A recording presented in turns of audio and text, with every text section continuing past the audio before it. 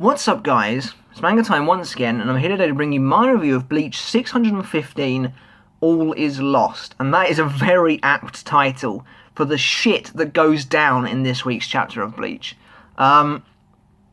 It's a really good chapter. It's a really good chapter. The tension is finally here, but it is pretty much what I expected it to be, which is basically reactions to the worlds collapsing, seeing the worlds collapsing. We get a little bit of exposition from Yhwach, important exposition, but it's translation dependent. It varies between the translations, which makes it a little difficult to trust. So I'll get into that in a bit. So let's start with the first page, which is actually the human world. I didn't expect to see this straight away.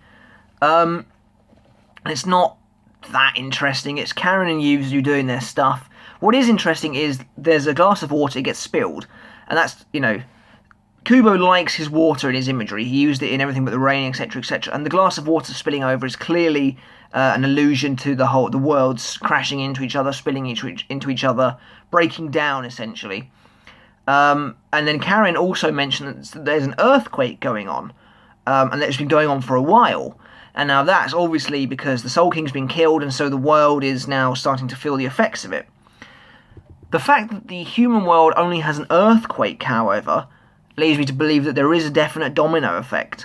And if we go by what Yhwach states later on in the chapter, the kind of order would go Soul Society, the Dangai, Hoikamundo, and then the human world. So this is quite a clever way to kind of keep the human world out of real danger, at least for a little while. Although Karen does state that the earthquake's been going on for a while, so it's possible that they might be further into destruction than we initially thought. But regardless, it does mean the other worlds probably have to suffer before the human world. So it's a good way for Kubo to basically not have to kill off Ichigo's friends just yet. We then get a creepy-ass picture of the Soul King, still looking like he doesn't give a shit about anything that happens. And he definitely doesn't have ears here. Like I said last week, I swear the Soul King doesn't have ears. I went back to chapter 611, I think it is, when he gets stabbed, and he has ears. This week definitely doesn't have ears. So he must be losing body parts, because when we see him in 519, definitely has legs. So it's really hard to actually see what the hell is going on with the Soul King, and we just need to know. We need answers. So the bottom half of the Soul King then drops to the ground, while the first part just kind of swings, and we get this really kind of dark image of Ichigo just kneeling in front of the first half of the Soul King. It's quite a gruesome image, it's quite powerful though. Ichigo's basically fucked the world. Then Yhwach goes on a bit of a typical villain spiel, where he's like, I told you you'd come here, I told you you'd be too late, and I told you you'd deliver the final blow to the Soul King. A pretty badass picture of Yhwach when he says it though. Ichigo then wants some answers, and he asks the kind of questions we were all asking last week. Why did I stab the Soul King? Why couldn't I let go of the sword, etc., etc.? And Yhwach starts to give us a little bit of answers. He basically says that his Shrift is the Almighty, which we already knew, and that gives him the ability to see the future. Apparently, however, though, the Almighty also is the power that allows him to take and steal powers, essentially. And when he says that, there's a really awesome picture of his hand kind of over Ichigo, like he's, got him in his grip, basically. It's really nicely done. And so basically the reasoning behind Ichigo stabbing the Soul King is thus. Yhwach's Reiatsu was in his blade. When Ichigo touched the sword, Yhwach was able to transfer his power into Ichigo. That then called out to Ichigo's blood, which forced him to attack the Soul King. There's a really creepy picture of Yhwach's 6 eyes saying that Ichigo can't forgive, and he can't forgive. So there's clearly still something here about not being able to forgive the Soul King. Again, we still need those crucial answers. We need a flashback. I mean, I keep saying this, we need a flashback. I'm going to say this pretty much every week until we get a flashback, because we really need one. But then Yhwach basically, it does go back to the whole, if the Quincy blood is flowing in your veins, you must kill the Soul King. And there's a really super evil looking picture of Yhwach. It looks really cool, actually. It's really well drawn. But then Ichigo manages to drop the blade. The blute seems to go back into the sword. Again, it's hard to say whether Ichigo did this himself or if Yhwach just let him go free. But regardless, he then grabs his own sword and moves to attack Yhwach. A really cool couple of pages, this. It's super dynamic. Ichigo just lunges at him, but because he doesn't have a sword, Yhwach grabs his cape, pulls it over his mouth, or like a vampire sort of thing. and blocks with his cape. There's a really intense and dynamic panel of Ichigo just kind of slamming into Yhwach. There's speed lines everywhere. It looks really great, actually. And the artwork on in this chapter is just completely on point. It's so good. But Yhwach basically then questions whether Ichigo actually has a reason to fight him now that Soul Society is being destroyed. Because it basically, I think he's basically saying, you've lost, so why are you still fighting me? It then goes down to the Gote group, which I kind of wasn't expecting.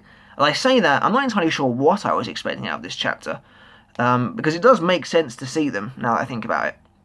But anyway, the hole that Urahara was going to use to take them up to the palace appears to be collapsing.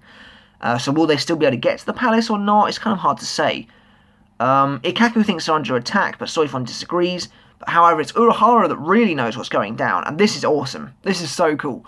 Because Urahara, we've never really seen his face like this before. He then says, the Soul King has died. And as he says that, his face is just shocked. He has no idea what to do. There's crazy shadowing going on. And we've just never seen Urahara like this, because Urahara is the guy with the plan. He's the guy who always bails Soul Society out when they're in the shit. And now he looks like he has no idea what to do. And this is what we've needed to add brevity to this situation. To make the tension real, you need the smartest, genuinely, the character who can get them out of trouble to be like, I don't know what the hell to do. And so that's really, I think it works really well, and I'm glad that Kubo's really committing to this. We get to see the reactions of everyone. Everyone's a bit shocked. Shinji's basically like, what the hell is going on? What the hell is Zero Division doing? And where the hell is Ichigo? He's kind of flipping out, as you would. And Urahara seems to believe, rightly so, that the Zero Division was annihilated. Wrongly so, however, he believes that Ichigo just simply failed to get there in time. Not quite, Kisuke. Which leads me to believe that there might be some conflict when they discover the truth. Because they would never believe that Ichigo would be capable of this, And Urahara basically gives us the ultimatum that at this rate all the worlds are going to be destroyed.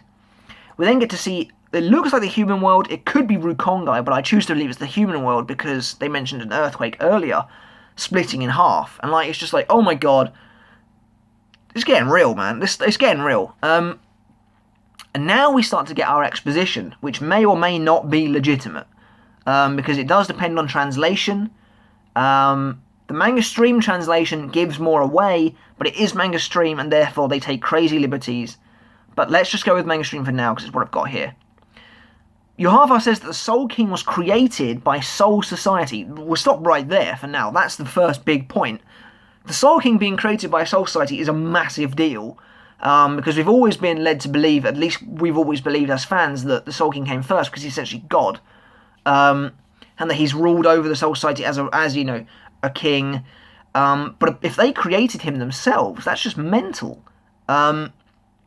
Now, the manga reader version only says that he was created, not that he was created by Soul Society. It does still imply then that he's some kind of maybe artificial being, which would fit with his mannequin look. But again, it's hard to say. Personally, I feel that the Soul King could be a humanoid Hogyoku, or maybe at least his shell is, and that's what Urahara based the Hogyoku off, which is then what Aizen based his Hogyoku off. I think that's possible, because we know that we now finally know what the Soul King does. For all this time, all we've been told is he's the linchpin. He's the linchpin. Now we finally know his actual purpose, and his purpose is to ensure the balance of the worlds. Which might sound kind of simple when you think about it, but now we finally know that it's his job to maintain the flow of spirits from one world to the next. Which is really cool, and it's some information I think we've needed. We know the Soul King is important, but we never really knew why, and now we do know, and now I can kind of understand why killing the Soul King fucks the worlds up, because the balance just goes boof, and we've known for ages that if the balance even goes slightly out of whack, the worlds start to mess up. So now there is no balance, so everything's going to shit. And Yhwach then says, and that, the role of the Soul King, by the way, is consistent between both versions, so that is actually his role. Yhwach then says in the manga stream version that this will cause the Soul Society and the other worlds to return to their former states. Former existence, he says, sorry. This is not in the manga reader version, and therefore I have to question its legitimacy. I do suspect that they basically will just be destroyed. Although, in a sense, former existence would make more sense, because one of the biggest questions I still have to ask is, why does Yhwach want to do this? We still don't know. We don't know, and we need to know. It doesn't make any sense for Yhwach just to want to destroy the worlds, because unless he's forgotten, he's actually part of these worlds, so he'll be dead as well. Or if he somehow survives, he's got nothing to rule. So I do hope we get some explanation. Now, one interesting theory I have seen on the forums already, because the internet is rife now from this chapter, the Soul King looks like a miserable bastard. He's got no legs, he's got no arms, he's got no ears, and he's basically stuck in this cocoon. If Soul Society created him to look after the balance of souls, he might be a very miserable person if he has to sit there all the time. And we know that he's Yhwach's father, so it's possible he created Yhwach so that there would purposefully be an imbalance, because you remember that Quincy's are designed to fuck the balance. So by creating Yhwach, the king creates a way for himself to be killed and taken out of this miserable existence. It would effectively make the Soul King the villain that everyone pretty much seems to want him to be. And I would kind of like that. That'd be kind of neat. It would mean that Yhwach's plan and fate was kind of predestined by the Soul King, which isn't bad. It takes the Yhwach's kind of individuality away a little bit in terms of being a character. But we know that he's intimately tied to the Soul King anyway. We just don't really know why or how. Or, well, we do kind of know how. We just need more answers. Like, I need this flashback. Anyway, let's just move on. That's a cool theory that I've heard, and I think it could be legitimate. I think it does kind of still tie into my Hogyoku, the Soul King being a Hogyoku idea as well. But anyway, Yhwach then says that, everything's going to be destroyed either way, Ichigo, and it's all your fault. Before they can clash again, however, he appears to be surrounded by what look like some pretty razor-sharp wires. It's really cool. It reminds me of Lisi Adomaru's Shikai attack. Well, it wasn't a Shikai attack, it was just a regular blade. But anyway, apparently Yoruichi being a badass ninja, and she says that Yhwach talks too much and therefore he let his guard down. And she says that if he moves, he'll be slashed by these wire blade things. Does make me wonder why she didn't just slash him anyway, because the situation's pretty dire. If the world's collapsing doesn't force you to instantly try and kill this guy, I don't really know what will.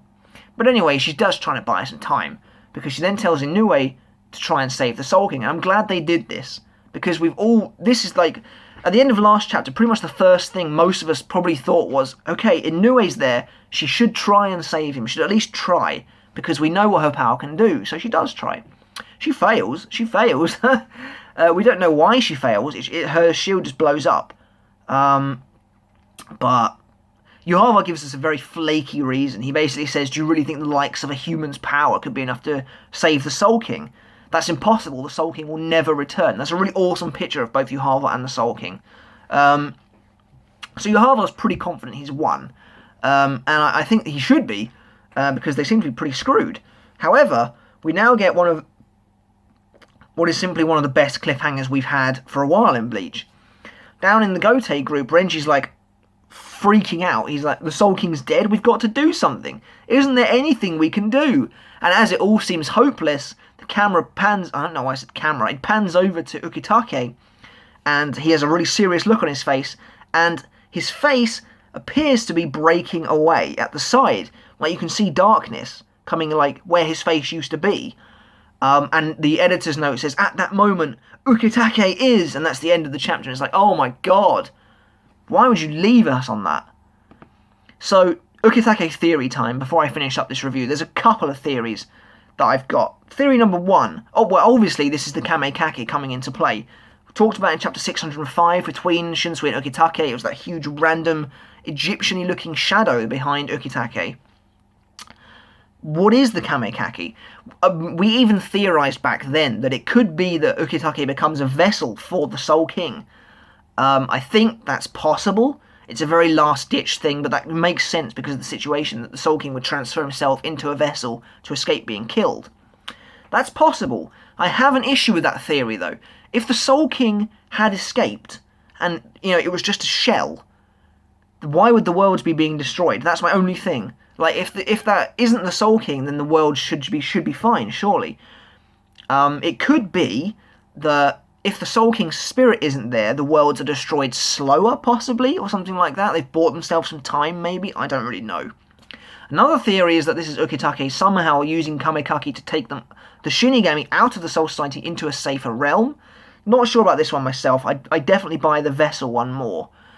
Or a final crack theory is that this is actually Aizen, and his face kind of peeling away as the Kyokusui Getsu. That'd be fucking cool. But I don't think it is that, because I'm still pretty sure Shinsui's gone to talk to Aizen, so it's not that. Which, by the way, we should see soon. I really hope we see that soon. Anyway, guys, I think that Ukitake is using the Kamekaki to become a vessel for the Soul King, or something like that, to take this temporary place of the Soul King, possibly, just so the world has some stability. But either way, it looks like Yhwach has actually got this in the bag, and that's awesome. I love Kubo for committing to this. Like, a lot of the time in these things, you know, villains don't necessarily do all that well, and like, if you look at Aizen, he never actually really accomplished anything. Yhwach is actually doing everything. And really, we should have seen this coming from the moment he slaughtered Yamamoto, but what are you going to do?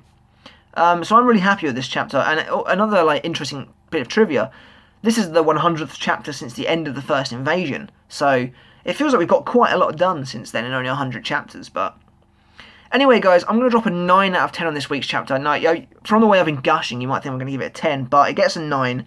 The reason being, like, the artwork is stellar, the plot progression was nice, but the reason it gets a 9 is because we didn't get a lot of plot progression. Like, not much happened from the end of last week to this week.